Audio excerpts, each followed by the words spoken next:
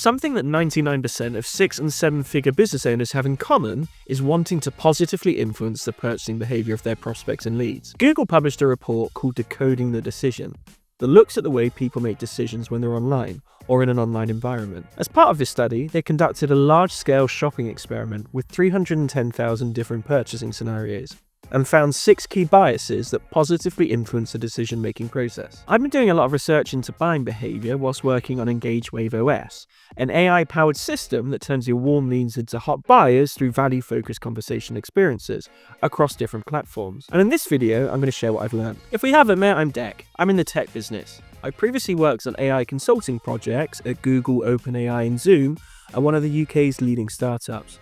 And I spent 9 years working at Salesforce Marketing Cloud and IBM, and now I help businesses implement AI-powered systems to help them grow. Before running through these 6 online cognitive biases, I think it's important to share just a little bit more information about how the study made its findings. Google asked their test shoppers to pick their first and second favorite brands within a category, and then a range of biases were applied to see if people would switch their preference from one brand to another. To test an extreme scenario, the experiments also included a fictional brand in each category, to which the shoppers had 0 prior exposure. I obviously haven't got any experience running experiments like this, but having read the report, linked in the description below, it seems pretty solid to me. So the first thing the report highlighted was category heuristics. Heuristics are of course straightforward rules of thumb our minds developed based on our past experiences. Cognitive tools that help us make quick decisions or judgments. So Google's study found that short, clear and sharp descriptions of key product specifications simplify purchasing decisions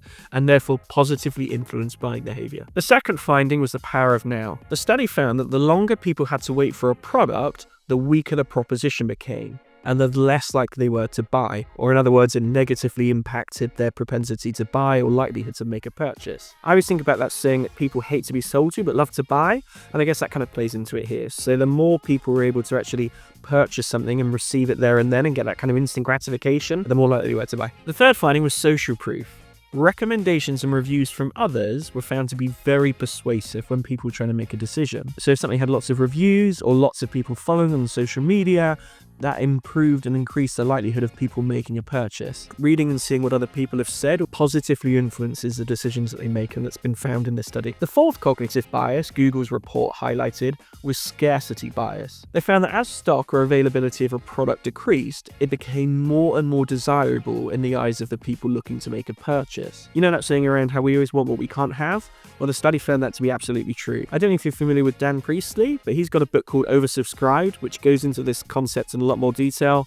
I've read it 2 or 3 times. I think it's absolutely great. Fifth finding of the study was what it referred to as authority bias. They found that if you had a certified expert or someone that was perceived to be an expert, people were much more likely to make a purchase. Authority bias has of course been proven in that experiment when they have a test subject who's asked to follow the orders of someone pretending to be a doctor that's wearing a white lab coat. And they've got someone else who they think is also a participant taking part of the study who's put behind a screen, and they're instructed every time they get a question wrong to electrocute them and increase the wattage or the voltage. They kind of crank up the amount of force or electricity that they're getting.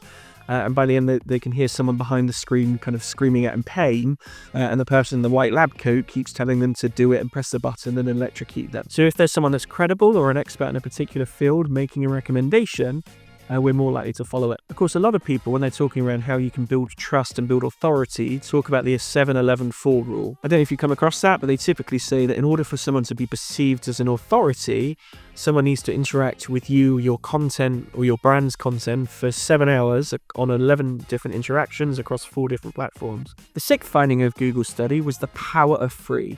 They found that a free gift with a purchase, even if it's unrelated, could be a powerful motivator. If you want to watch my video on how AI-powered systems can be used to increase the sales of your 6- or 7-figure business, click here. Thanks, and I'll see you there. Peace!